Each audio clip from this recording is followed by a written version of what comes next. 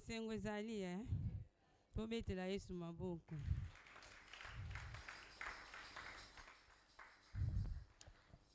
Yambo ya nyonso nakopesa merci beaucoup na maman Hortense. Tango mama ibisinga mardi na koteya. Ngami na koteya to na komodere. Oyo muto teya na teya. Banda na boto bana na teya te. Bon tout ça là moi bani ba partage na biso na sous département na biso ba ya intercession kuna to za so to sisi prière to za passage moko to tangi na mutabandi ko loba selon compréhension na. Parce que maman ibisinga na koteya. Na esi na lobi merci maman. Na mutema na biso Saint-Esprit moko sunga parce que ngai katina te ya liboso ba centre liboso maman Hortense donc liboso maman Gina liboso ya ba maman Sifa ba maman Gina ka yeme basi bate ya na yebite na kubanda wapi na koloba nini na pesi maman merci pour na ngolu asalinga na telema liboso ba bulami ya ba maman na ngai ba yaya na ngai baleki na ngai pe baza awa donc na mérité yango tezaka ka ngolu nzambe kaka ndi saliki na telema na pourquoi ya lelo amen.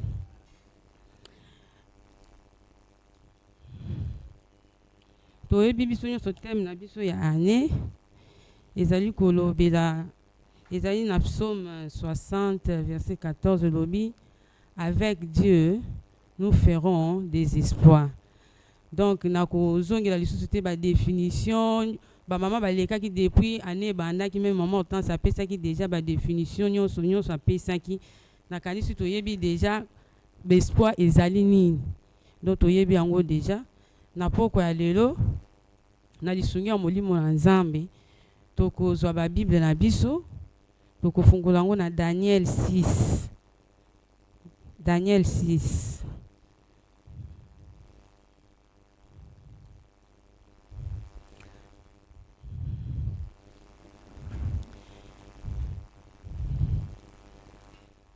Daniel 6 tokobana na verset 1 ti na suka eza mulai. Mama moko ko kusunga biso na kotanga mama. Kusunga biso. Amen. Darius trouva bon d'établir sur le royaume 120 satrapes qui devaient être dans tous les royaumes. Il mit à leur tête 3 chefs, au nombre desquels était Daniel, afin que ces satrapes leur rendissent compte et que le roi ne souffrit aucun dommage.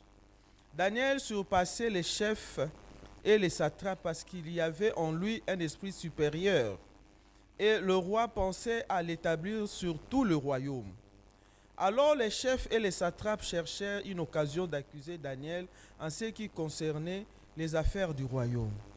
Mais ils ne purent trouver aucune occasion ni aucune chose à reprendre, parce qu'il était fidèle et qu'on n'apercevait chez lui ni faute ni rien de mauvais. Et ces hommes dirent, nous ne trouverons aucune occasion contre ce Daniel, à moins que nous n'en trouvions une dans la loi de son Dieu.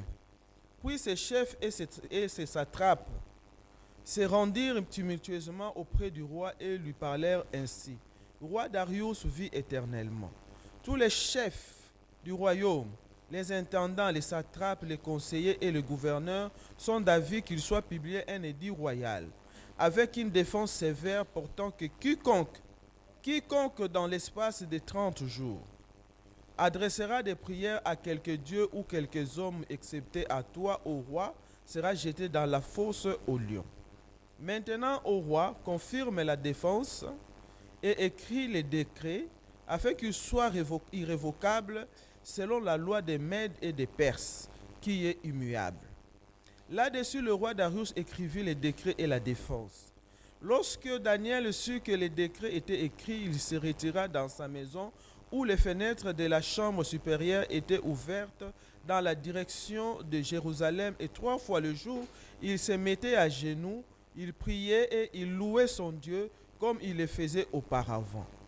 Alors ces hommes entrèrent tumultueusement et ils trouvèrent Daniel qui priait et invoquait son Dieu. Puis ils se présentèrent devant le roi et lui dirent au sujet de la défense royale, « N'as-tu pas écrit une défense portant que quiconque dans l'espace de 30 jours, adresserait des prières à quelques dieux ou quelques hommes, excepté à toi, ô roi, seraient jetés dans la fosse aux lions. Le roi répondit, la fosse est certaine. Le roi répondit, la chose est certaine, selon la loi des Mèdes et des Perses qui est immuable. Ils prirent de nouveau la parole et dirent au roi, Daniel, l'un des captifs de Juda, n'a tenu aucun compte de toi, ô roi, ni de la défense que tu as écrite, et il fait sa prière 3 fois le jour. Le roi fut très affligé quand il entendit cela. Il prit à cœur de délivrer Daniel, et jusqu'au coucher du soleil, il s'efforça de le sauver. Mais ces hommes insistèrent auprès du roi et lui dirent, sache, ô roi, que la loi des Mèdes et des Perses exige que toute défense ou tout décret confirmé par le roi soit irrévocable. Alors le roi donna l'ordre qu'on amena Daniel et qu'on le jeta dans la fosse aux lions. Le roi prit la parole et dit à Daniel, puisse ton Dieu que tu sers avec persévérance te délivrer. On apporta une pierre et on la mit sur l'ouverture de la fosse. Le roi la scella de son anneau et de l'anneau de ses grands, afin que rien ne fût changé à l'égard de Daniel. Le roi se rendit ensuite dans son palais, il passa la nuit à jeun, il ne fit point venir de concubines auprès de lui, et il ne put se livrer au sommeil. Le roi se leva au point du jour avec l'aurore, et il alla précipitamment à la fosse aux lions. Et en s'approchant de la fosse, il appela Daniel d'une voix triste. Le roi prit la parole et dit à Daniel, Daniel, serviteur du Dieu vivant, ton Dieu que tu sers avec persévérance, a-t-il pu te délivrer des lions? Et Daniel dit au roi, roi, vis éternellement.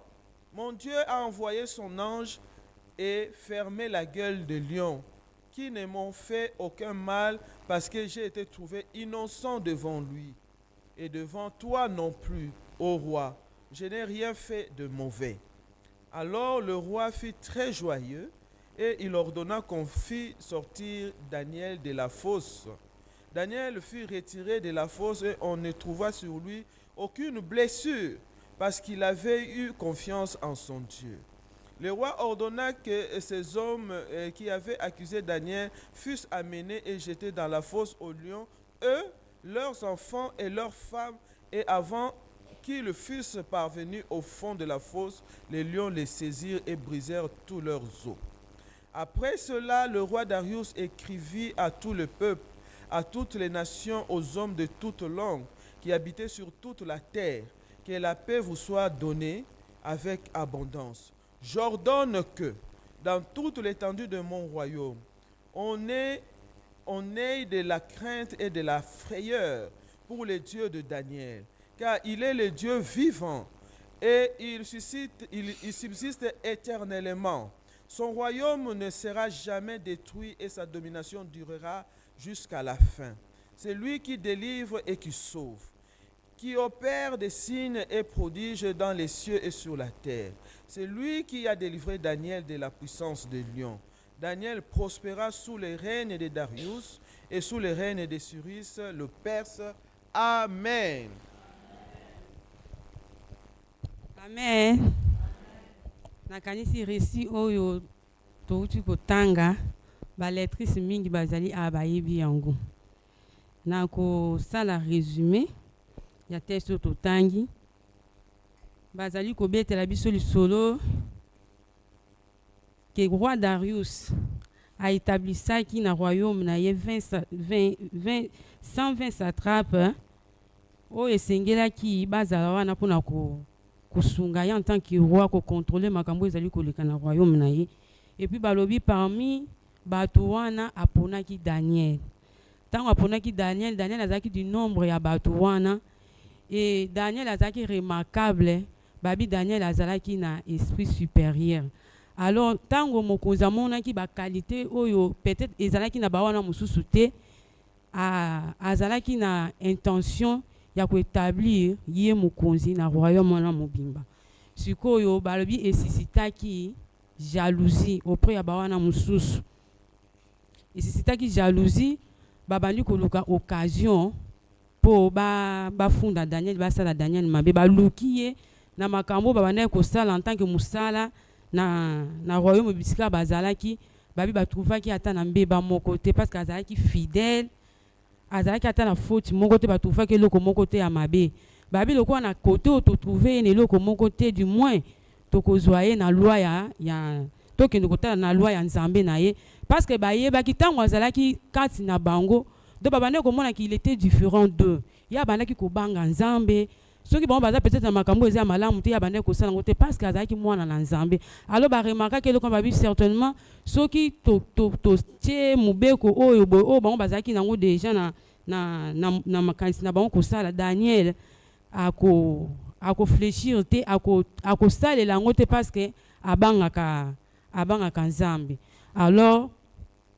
bakeye pa ya roi balobi il faut publier et dit moko oyo kotia défense ke na délai ya 30 jours mutu moko te akobondela akoinvoke nzambe mosusu excepté yo roi soki mutu wana abeleli nzambe mosusu mutu wana il faut bakanga ye babwaka ye na kati ya na fosse au lion alors basalaki yango bayebisi roi pe ayebaki te ke bato wana bazosala na intention mpona kokule Daniel roi pe asigné yango et puis balobi soki basigné loi wana ezalaka irrévocable donc eza définitif on peut pas changer et roi asigné yango alibango bakei na ndako ya Daniel babi bakoti tumultueusement na kati ya ndako Daniel pe azalaki au courant ya loi wana mais atikaki babitude na ye anati abomwana na nzambe ayebaki ke loi ya nzambe eza likolo ya loi ya moto akontinuaki kobondela nzambe babi na kati na ndako na ye fenêtre ne ezalaki polele na direction ya Jérusalem baba andaki kobondela 3 jours na mokolo matin midi soir alors bato wana bakoti bakuti Daniel azali kobondela babi voilà tozwi occasion penza oyo ke tokofunda ye epa roi tokokule penza bien bake bayebisi roi babi roi est-ce que osignaki mobeko te kodefendaki olobi mutu moko te akoki koinvoke nzambe mosusu na délai oyo ya 30 jours tokuti Daniel captif wana azali kobondela nzambe na donc ateni compte te donc mpona koyebisa roi ke donc amoni oyo mpenza mutu pamba yo mokonzi opesi défense moko ye aboyi kotosa yango asaleli makambo mosusu ordonne sikoyo ke tobwaka Daniel na kati ya fosse au lion babi roi azalaki attristé po abandaki komona mbeba moko te na kati ya Daniel babi azwaki à cœur kutu ya kodélivrer Daniel mais ki on a suka tellement bato abandaki koinsister lokwa asa signaki loi na donc azalaki susu na pouvoir likolo na yango te donc azalaki kaka Daniel azalaki obligé ezalaki donc Daniel il fallait kaka babwaka ye na libulu ya nkosi babi bazwi sikoyo Daniel bakei na ye bakende kobwaka na libulu ya nkosi wana babi roi ayebisi Daniel abi nzambe oyo osalelaka na persévérance adélivre oyo alors babi roi azongaki akokaki kolala te azangaki pongi abengaki kutu baconcubine na ye te mokolo wana amisepelisaki te mpo amonaki ke un innocent ayebi likambo te babwaki na kati ya fosse au lion et Daniel ndenge totangi akotaki na kati ya libulu ya nkosi lokola nzambe atrouvaki ye innocent balobi nzambe akangaki minoko ya bankosi bakokaki kosala Daniel ata eloko moko te babi ntango butu esi tokomi kokóma na robe donc ba 4-5 heures babi roi s'est levé akei mbango précipitamment na fosse kuna ntango azali kosaproche abengi Daniel serviteur de Dieu vivant donc ye pe ayebaki ke nzambe ya Daniel donc aza nzambe oyo aza likolo ya banzambe nyonso est-ce que nzambe na yo oyo osalelaka na persévérance akangoli oyo babi Daniel a répondu abi oh roi vie éternellement mon Dieu a envoyé son ange akangi monoko ya nkosi akokaki kosala ngata eloko moko te babi alors roi azalaki na esengo a ordonné babimisi Daniel puis apesi mitindo bato wana bakangaki Daniel babwakaki Daniel au fosse au lion bazwa bango bakotisa bango ezaki kaka bango te bazwi bango na basi na bana na bango. Bible elakisi ete yambo kutu bakoma na fond ya fosse balion déjà bayambaki bango badéchire bango babe après makambo wana roi alobaki il faut bato nyonso to baza na crainte ya Nzambe ya Daniel parce qu'il n'y a pas un Dieu semblable à lui oyo aza na makoki ya kodélivre mutu na bankosi. Donc amonaki grandeur ya Nzambe ya Daniel là-bas parce que je pense roi azalaki akoki koimaginer te ke na ntongo akoya kokuta Daniel alobi après ce chose là Daniel azalaki prospéré. Donc résumé na biso il y a texte na biso. Donc na pourquoi le babi parce qu'il avait confiance en l'Éternel. Alléluia le maman. Atiaki elikia na ye pa na Nzambe. Atiaki elikia na ye pa na Nzambe, atiaki yango na bato te. Nzambe amonaki ye, akangolaki ye. Na thème na biso ane tozali kolobela sur les espoirs, mais au regard ya texte oyo ezane loko oyo markaki ngai, oyo na baki na pokwa na lelo na lisungia molimo na Nzambe, toko meka ko partager yango na ba mama. Donc na pokwa na lelo thème na ngai na intitulé yango na zui yango na verset 23 et c'est répété mingi mais na verset 23 na partie à suka balobi parce qu'il avait eu confiance en son Dieu. Alléluia le maman. Donc thème sous thème na nga na lobi mettre sa confiance en l'Éternel. Alléluia. Est-ce que ça la maman moko na pokwa lelo aliki akana Nzambe zayawa? Natangaki na dictionnaire balobi mettre sa confiance en l'Éternel les années nini.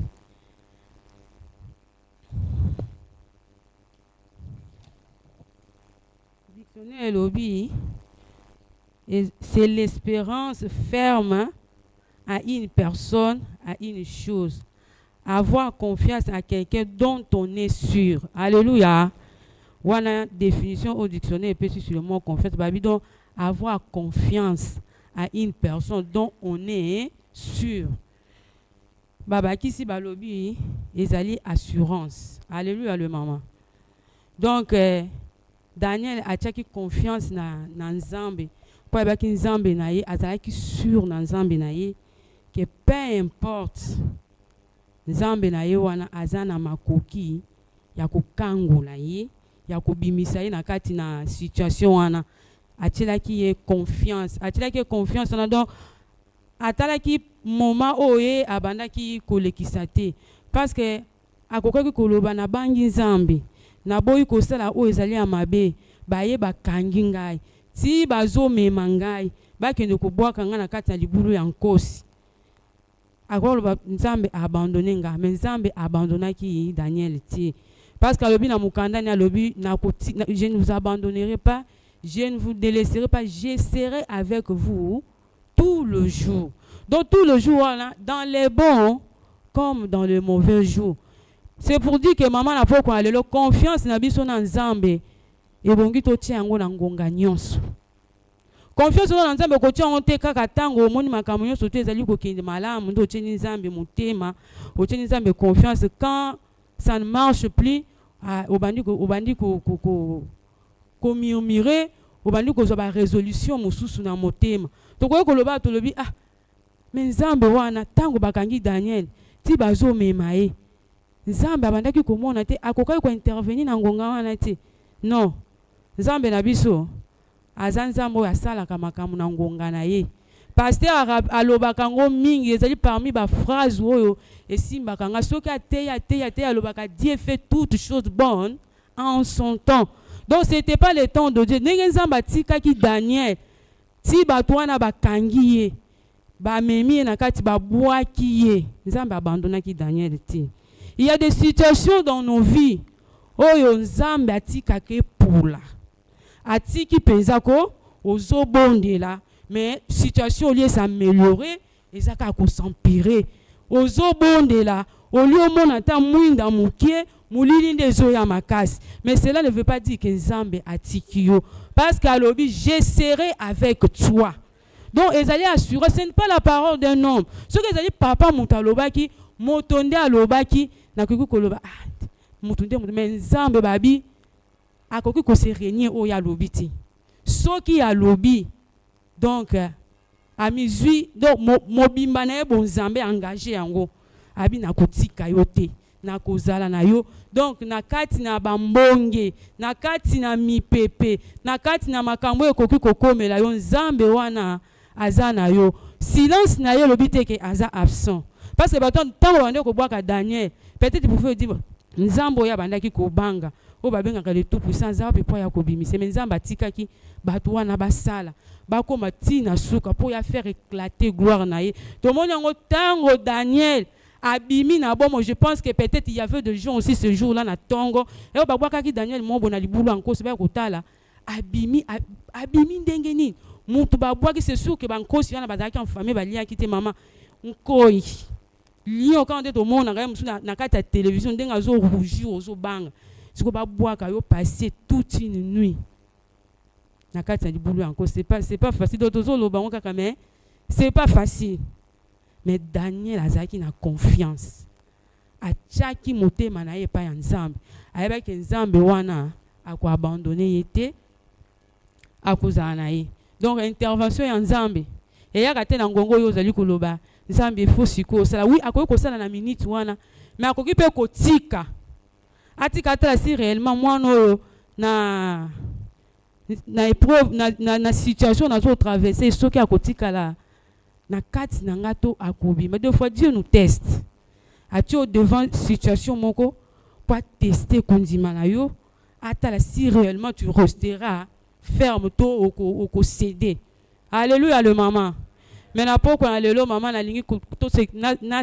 to se exhorter que tango to tieli nzambe motema akotika biso ti qu'il pleuve qu'il neige balobi akokisaka toujours bilaka na ye la Bible dit que sa renommée s'est accrue à cause de l'accomplissement de ses promesses alléluia babi aza mwana moto te po akosa aza pe moto te po awangana donc soki nzambe alobaki ke akosala mama atozomona les contreurs reste au pied de Jésus simba yesu makasi akotika yo te le mama alléluia. En tout cas moi-même je suis le témoignage vivant. Je pense qu'il y a beaucoup de mamans bingay on m'appelait Sœur Cathy na yaki na vie nouvelle na uti ko bal après une semaine de mariage na yeko banda ko sambia na vie nouvelle parce que j'ai prié à la Pépékine na ye na koti na vie nouvelle na bandi ko sambela na balaki et il y a une vérité on a qui découvrir na kati na vie nouvelle na bandaki ko sambela mais na bando mona donc soki ngai na banga ki nzambe na tambola ki na ko banga nzambe do automatiquement fo nzamba sala kaka oyo ko correspond na ndenge nga na tambola ki oh na yo ki musala nzambe ko loba pasteur bo la nzamba pambola lobi tu peux être dans la volonté de Dieu mais tu vis des choses contraires comme si oza muto ozo tambola na ko banga nzambe ti donc vérité ana et simba kinga la bien bon donc je peux kozala ki nazo banga nzambe ndenge Daniel abande ko banga nzambe tout mais akutani na likambo moko oyo donc azaki innocent ti ba ki ko boa ke na kati ya libulu en cause.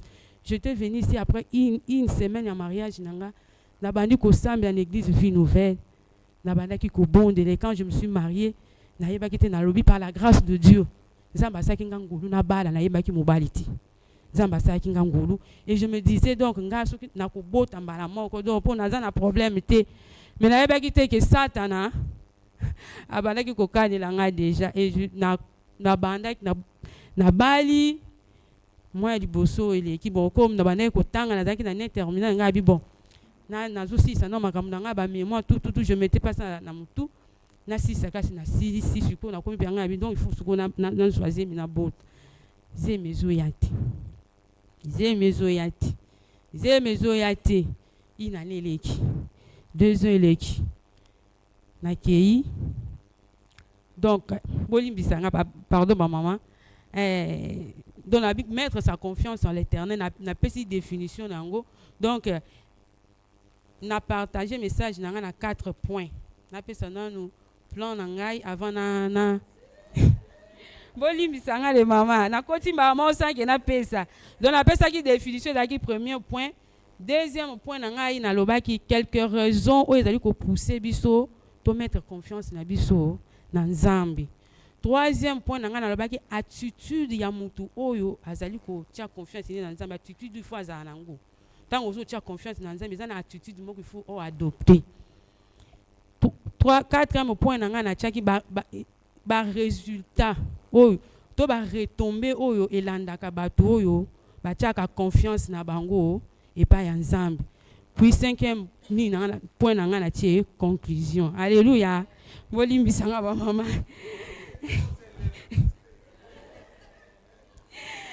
Alors, na continue na deuxième point na quelques raisons où ils ont poussé biso to mettre confiance na biso na Nzambe.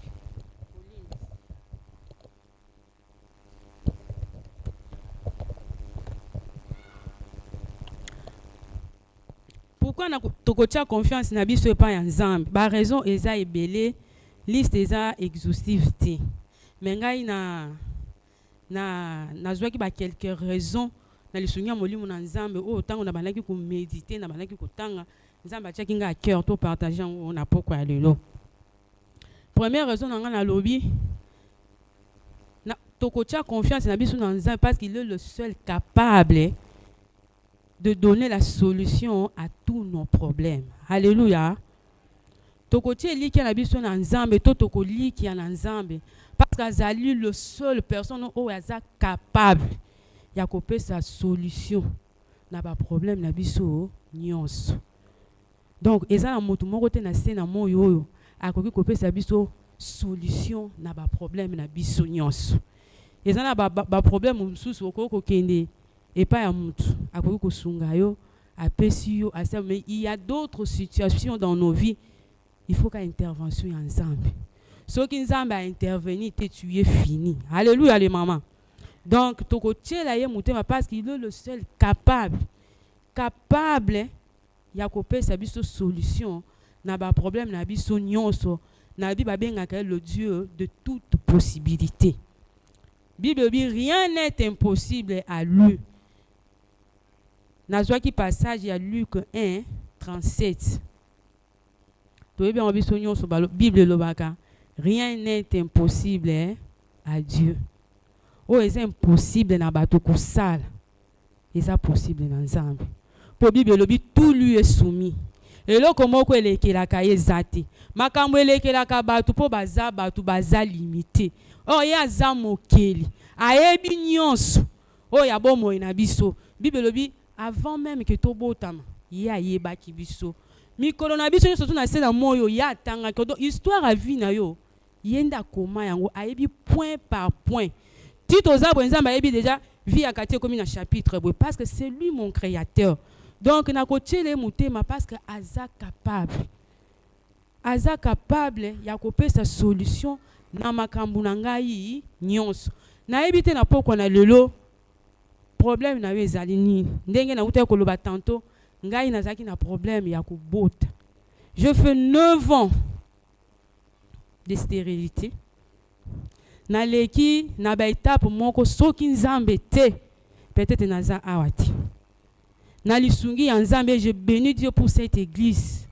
Mama ezangolu ko za église bazali ko lakisa yo liloba ya Nzambe ya solo baza ko flatter yo ton te mettre devant le miroir ba lakisa yo comment tu dois marcher, comment tu dois faire pour mon gloire ya Nzambe. Na passé 9 ans na leki na ba opération. Na leki na opération en 2015. Tango na bali après une année na ndam na zemi après 5 semaines zemi wana ebimi. Tango ebimi soki maman a se rappeler nazaki na imagerie médicale pour tous na bengi maman bando kende ville bazaki na maman Sifa na maman Yves. Maman telemaki libana na yebisi maman na ye docteur Mbala a yebisi ngana ki de kosala examen pour ya lobi grossesse na ebimi te. Na ki basala ngai échographie pour batal. Parce que ndenge na expliquer ki maman les jours suivants to kutana ya ebisinga nazaki maman na boki ka ko yebiso donc et expliquer nga na ebeki la grossesse ezaki lisusu te. Ba maman grossesse ane bimi lokwa lelo lobi nango c'était le mardi natikalaki na ndako te. J'étais venu à la réunion de maman. Mutaye bakiti. Naye na réunion ba maman na sambeli. Na zongi ndako. Et après cette grossesse, natikalaki lisusu kozwa zemiti. Natikala lisusu kozwa zemiti. Alors, nazwaki ba sollicitation ya ndenge na ndenge. Yaka to sala bon. Pression ezalaki. Au lieu pression dans la libota, ya mobile nanga c'était dans ma propre famille. Ba maman le kinanga parce que ma maman a kufa déjà. Maman le kinanga a yebisinga non, j'étais parti chez un prophète à lobby, na moni yo kaka, wana souci à moi na mo na problème boyna boya ko bota, yebisa ye atinda liputa na 500 francs, ta 500 francs mais eutaka na maboko ya mobile naye. Na ye na yebisi maman Hortense. Maman Hortense a yebisinga komeka kosala ngoti. Nzambe na biso po apesa yo azaka na besoin te ke o somba to sala lo moko eza bon nzambe te. Na tikaki le maman na zeli zemi pe e bandaki koya te. Na ye koleka na opération. Oh non, c'était des myomes, il fallait ba évacuer yango, tout ba évacuer. Zemi pe tikali koya te. Si après 5 ans encore, alors je venais, nazaki na confiance na Nzambe. Nabaki ke Nzambe o naza koya koluka. Na motema na nga mobimba, na cheli ye motema. Ndelo mbonga lobi, na chela yo motema, na chela yo elikia Yesu e. Na koyoka sonite. Alobi, oyebi suka ya likambo nanga. Tango eza nanu na ebandeli Yesu e. Oyebi suka ya likambo oyo. Tango eza nanu na ebandeli aya. Na koyoka sonite. Nando ebisa Nzambe. Tu dis que tu honores ceux qui t'honorent, Seigneur. Je t'ai honoré.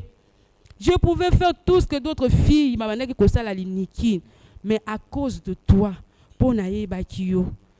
Nzambe na boaki ko ça makama e ukoti kanga, tu dis que ukoti kakati.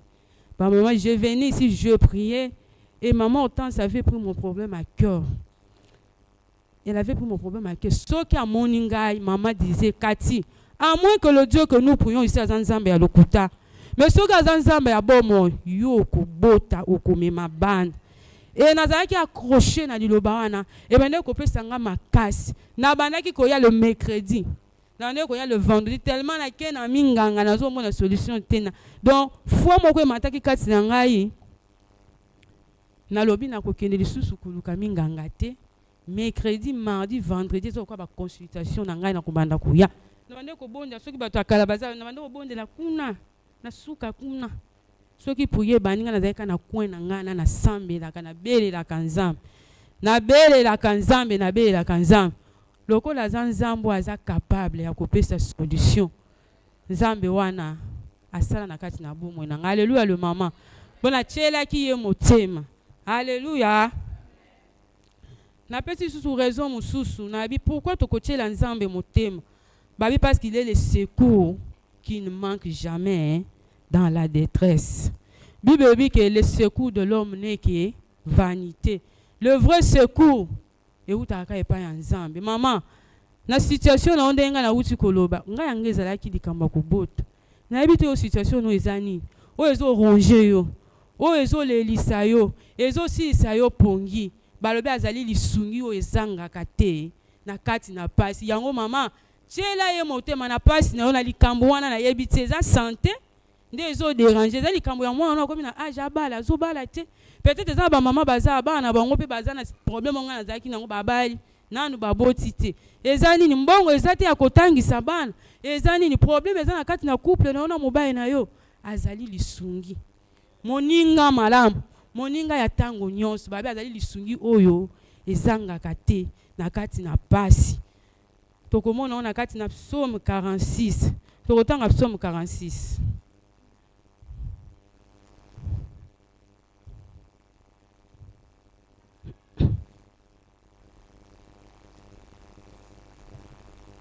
Voilà verset 1.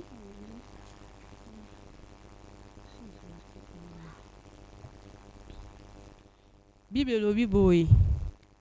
Dieu est pour nous un refuge et un appui, un secours qui ne manque jamais dans la détresse. Alléluia. Et bien, c'est pourquoi nous sommes sans crainte quand la terre est bouleversée et que les montagnes chancellent au cœur de mer. Alléluia. Babi, il y a un secours qui ne manque jamais. Donc, ezanga kate. Lisungi ya tango nyos o ezanga kate. Donc, il y a ça déjà. Avant que tout problème, non, il y a ça déjà. Problème na biso, ezate que ezo surprendre nzambe. Ba azala déjà avant yango ezala ayebi déjà.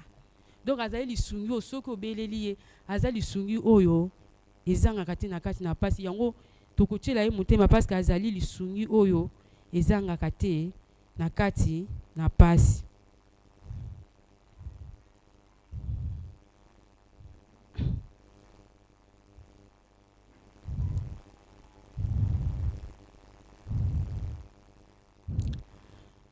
Na pesi lisusu raison mosusu na bi pourquoi tokotiela nzambe motema tokotia confiance na biso na nzambe.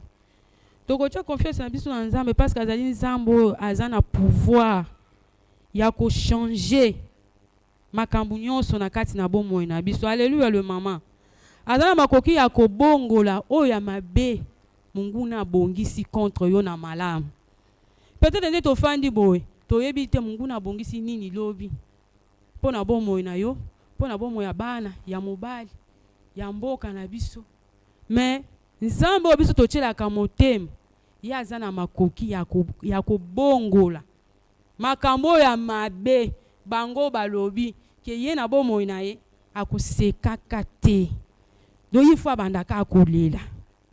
Mais nzambe yo tieli motema babe a changeaka ba détresse na biso na allégresse. Alléluia. Abongolaka. Abongolaka. Aza nzambe oteke okobandaka ko il y a un temps okolela, il y a aussi un temps nzambe akosekisa yo. Akosekisa yo. Po aza nzambe oyo abongolaka. Alléluia. Likambo nini yango oyo oza nango omoni ke ekoki kobongwa na te. Mena ina poko na lelo koyebiso nzambe oyo otielaka confiance oyaka koluka mardi na oyo esika aza na makoki ya kobongola. Ata balobaki ke na libota na bino likambo boye kosalemaka te. Bango bakozalaka kaka boye. Bango bakobalaka bakozongaka. Bango bakobala bakokufela mibali baza nanu bana mikie. Bango na kati mabala na bango bazala baso baza inconsidéré ba maman. Yana ba situation c'est la famille so moi ke obali nazana mama kulutu nanga mwasi kitoko abala. Mobali na ya akufi déjà. Mais azaki ata considéré. Donc azaki utata ne sengote na libala. Donc satana tiela eloko moko wana donc obali mais ojuite ba solo la kate. Mais mobali azozwa mbongo wana ke nokopesa ba libana osela makambo. Mama kulutu bana nzela ya bana ye. Atikala komona te singwa libala te. E abandaki koyebisa nga abi ayaya ena ndo obala bisinga moso obali za na mama kamuso mo biso ba mama kutu to makambo to ba to viva bu fo kanaka mutema ngana mutema na bi ngana za bino te. Ngana za kati na za mwana nzambe. Na za mwana nzambe. Soki za mube konde bachaka na libote ya bo mama na biso ke il faut boza ngana kozala inconsidéré te mobali na nga kolinga ngai. Na bande ko yebisa ngonza mama leka mama kuta tudo azaki atani singoti mobala osimba mbongo mais azata na esingoti mais nzambe soko chelie mutema soko za na kawana nzambe za makoka osala ke yona mobala no boko ma bras dessus bras dessous il est capable ya kosala yango aza capable ya kobongola we eza mabe eza bololo aza makoki ya kobongola nyonso po aza nzambe. Alléluia le maman.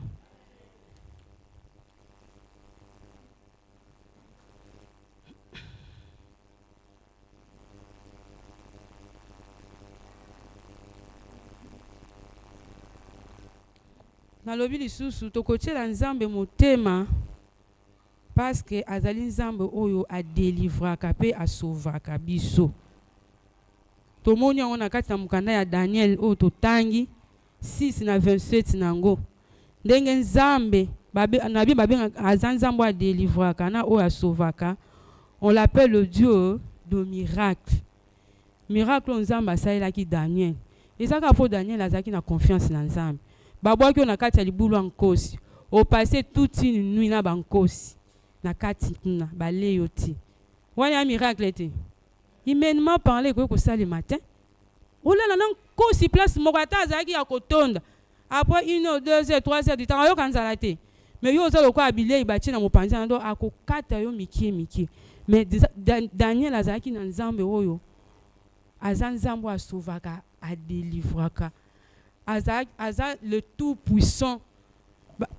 Dans la Milobinga, le Dieu qui était en Daniel était plus que le lion. Il était plus que le lion, on l'appelle le lion de la tribu de Juda. Doya azalaki koleka. Donc kosi akoka kolete po Daniel na kasi na azalaki na oyo aleki kosi wana na makasi. Mama oza na oyo aleki makasi likamwa na oza nango. Eleki nzambe leo na makasi te. Ye aza puissant, on l'appelle le tout puissant. Alléluia. Tango alobaka. Mutu akoki ko résister, mutu akoki ko s'opposer à zati. Alobi j'agirai. Qui s'y opposer? Ce qui nzamba alobi lelo komi ko agir. Kindoki alibota no écouter le matin. Écouter le matin to ba ko sutuka. Yo déjà so bimaki bisika ba tchako oh.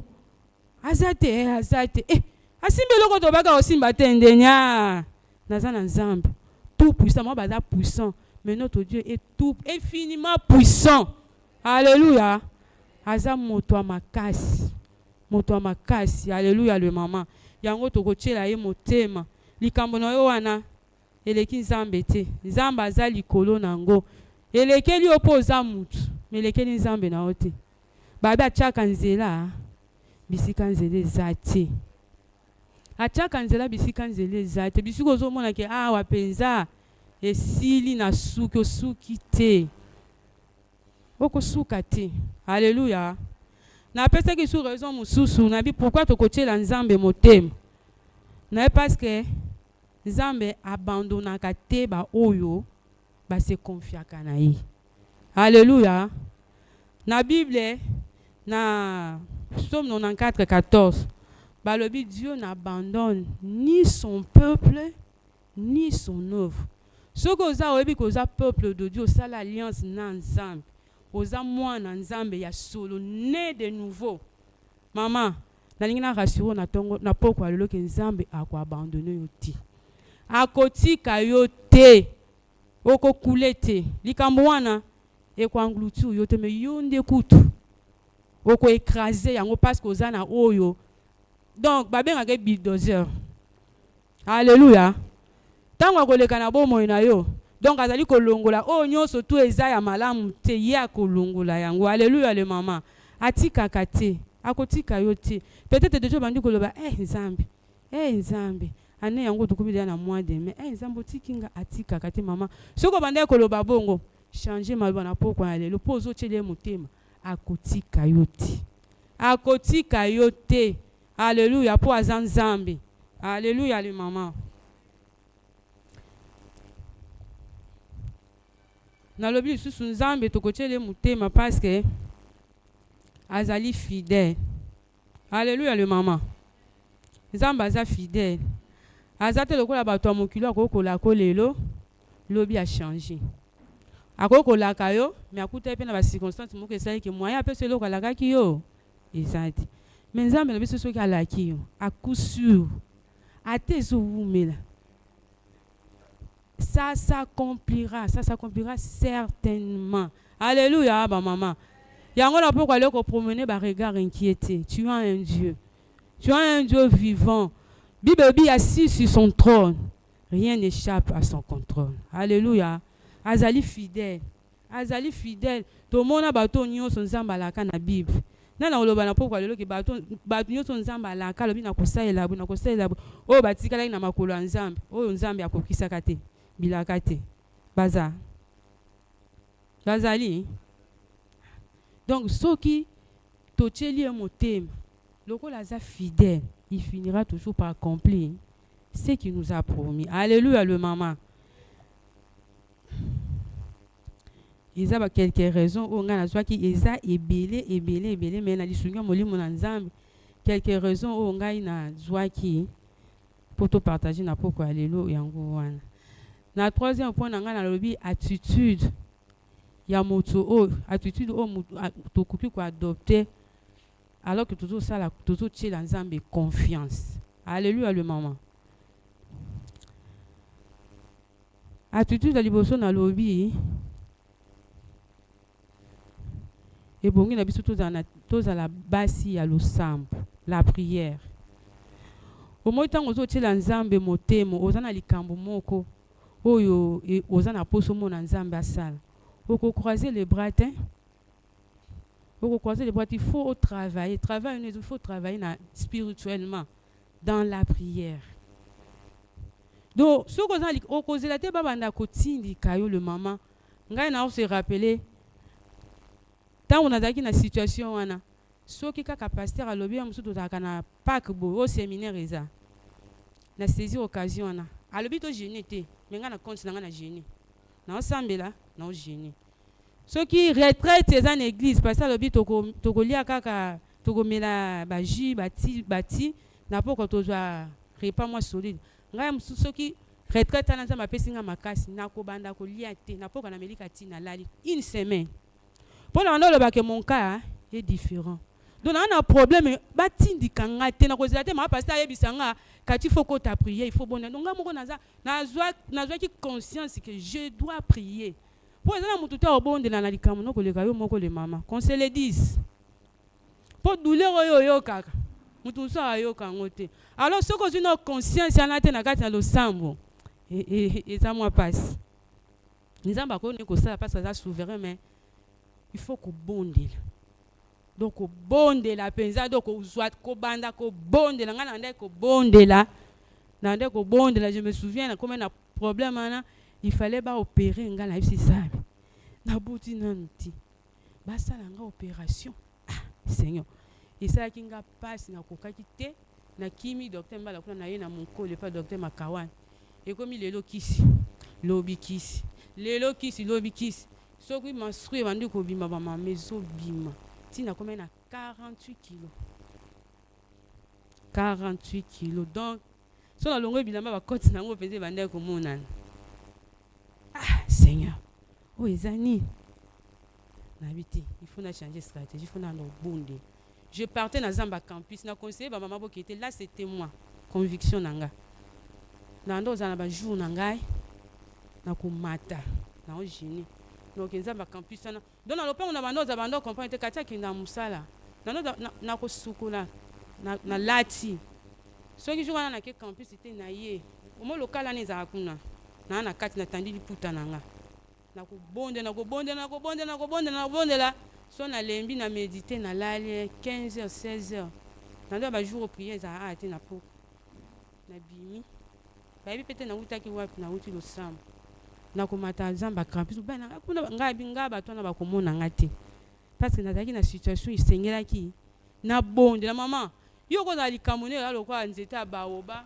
mususu likamone la lokwa nzeta paipai est-ce que ndenge yo ko beta nzeta na nzeta mbeli na nzeta baoba po ekwe na papa yekokana te do yo na likambo ezaki ezo senga pena ba ku penza ba ku wana physique et spirituel do prier o ezaki so qui passe na do sa prière oko mona lokwa mutali boma j'ai prié alors et ça qui ngana bande ko kende ba makam fête na famille tellement likambo ndo za soko ke fête ka ba moni yo ba changer situation mwana oboye likambo na na siko ezaki to yaki likambo mususu ko bako mo fanda likambo na ndeni alors nazwa ki décision fête na okete matin après na bande ko mona na télé maman donc na zaki vie nouvelle couple na mona ndo sala banini na masifa ya banini na kiei na sa na za papier mouchoir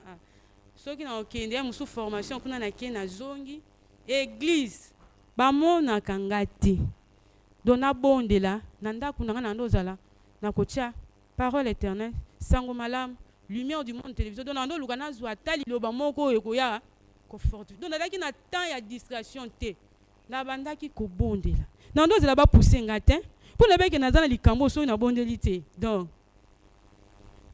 siko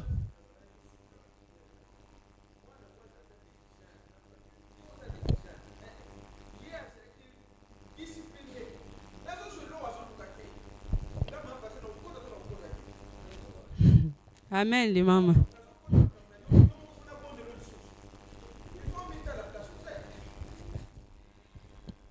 Donc, attitude, maman, la prière. La prière a la capacité de renverser les situations. Alléluia. Le sang renverse la situation. Maman, prière. Prière, mon Bible, prière et mon toit sanctifié. Na bande ko se le fonga ceux qui na ke obandenga makambo tanga bakomba batu. O mona ka ke na banda ko s'approcher non du sou penzati. Pour na bande ko boya distraction interdit za akati na ngate po nzambe asalela ngai. Donc na bande ko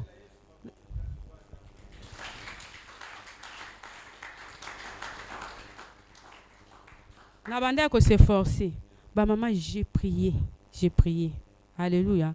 Na banda ko bonde na banda ko tiki espace te ata ba komona na kondi problème te nga na zali kamuna ngo na zulu ka ba mama na banda ko sambela ndenge mama lobi ezaki na mingi banda ko komela ngai mama oyebisanga ka to modéré wana nga na uti ko lela kuna menstru bimi wana mama matanga na zulela mama na modéré ngai si zambi siko na ko oyebisa batu kuna ko zambi osala kabika siko likambu na ngai nakopangusa mai na nga miso natikala koloba mama te ote mama na tante o mama bosh à moins qu'elle n'a bossana en tout cas ceux qui maman ebisinga des fois maman me prenait ici donc comme 16h20 à bossana pour ne monter modéré je passe je modère donc na bandaki ko bondela attitude mususu oyo na releva ki koza na kondima. Alléluia le maman. La foi. Babi la foi ezali ferme assurance des choses qu'on espère, celles qu'on ne voit pas. Alléluia. Maman il faut ta basi ya kondima. Quand tu pries, on dit que ndenge na bondeli ya kusalima. Deux fois tozala kande mutu soka bondeli ndo ndimi mais prière na moko ana confiance na ngote te. Donc ndenge na bondeli. Bible dit si vous demandez quelque chose en mon nom, croyez que vous l'avez reçu et vous le verrez s'accomplir. Donc tant on a bondeli na simbi kondima nanu na monité. Et moi dans mon cas, ezaki makamba ko bota les mamans j'ai acheté les habits des enfants. Je me souviens nazaki na muninga na moko père son nom akufa Pamela ando kata tombola na komi. Akataka balo abengi ngai. Naki na poni ba makako bien. Bota pe nazo bota te ba makako wana ba mama de fona manda ko la na ona chango reye. Et comment ki ozo bonde la boé oko koloba te. Maya misuko ebi mo ba na nga uta musala yo kuta tala misu nde vimbi. Kati nini nga habite na banda ko bonde la.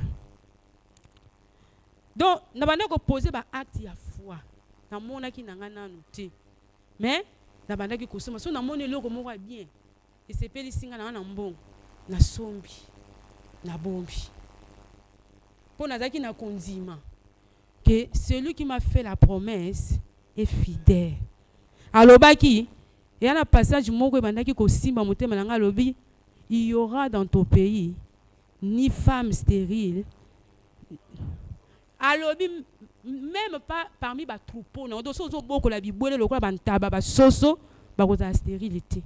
Ce qu'on étape na nga lobi nzambe soko lobi ba soso bantaba biloko ekuto keli na image na onti ba ko ta stérilité. Ce qu'on ngana za stérile te kana za stérilité na ko bota na ko simba bana.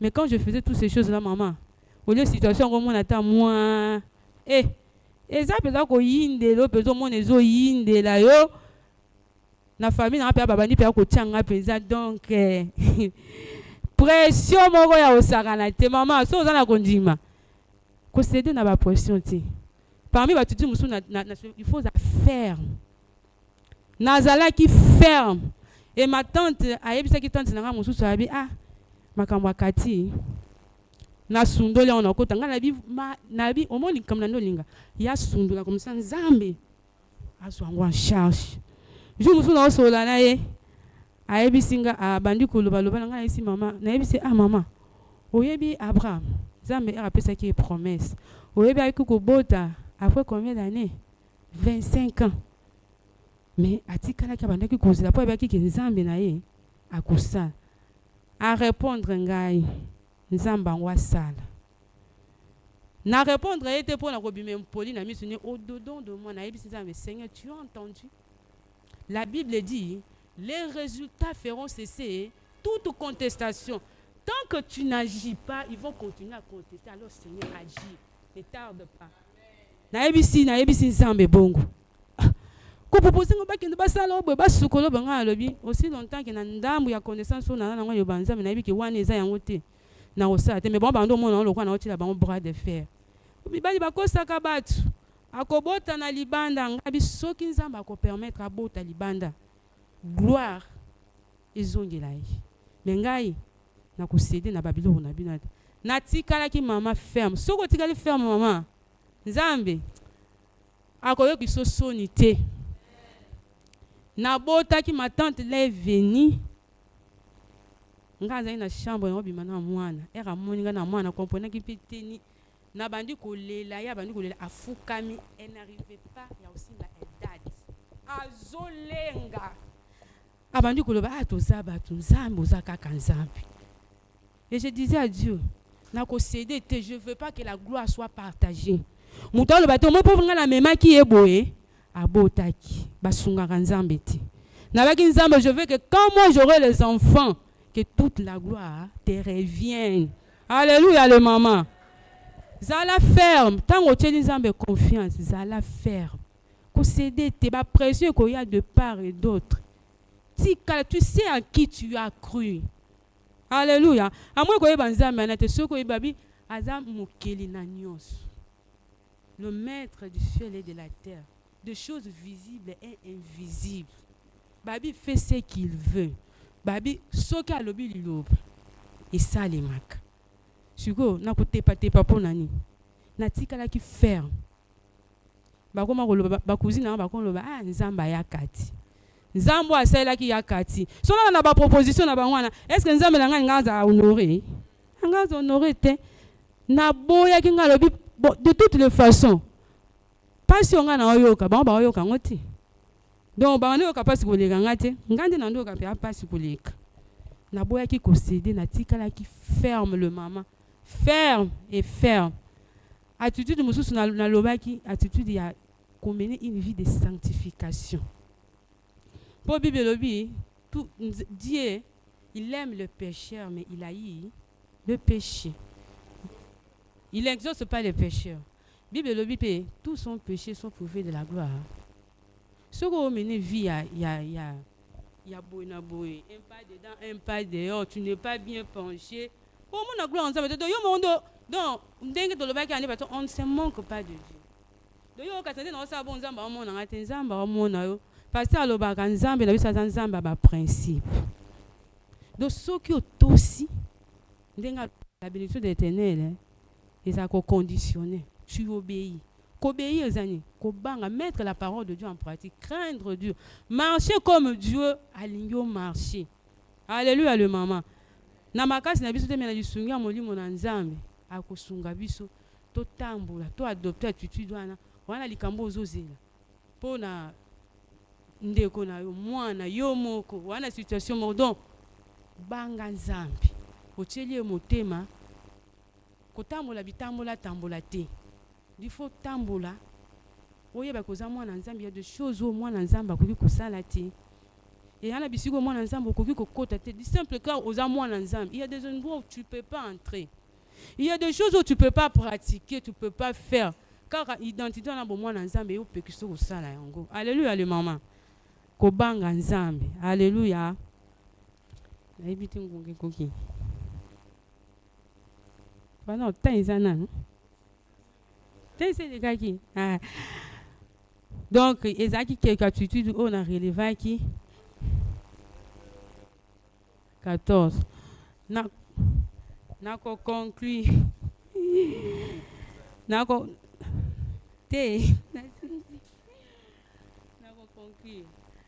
conclu na koloba boye. D'après oyo surtout to wuti koyo on a lobby na kolandisa malisunga molimo na nzambe. Soki tokotikala na makolo na nzambe. Soki toko continuer kotiela ye motema. Kosala oyo ya lingi. nzambe akokourone biso tokozala couronné tokozala confondu te nzambe akokourone biso mokili ekomona mpe ekotatola omoni mama oyo tala ndenge nzambe afuti ye mpo akangamaki na nzambe atielaki nzambe motema nzambe apambola liloba na ye.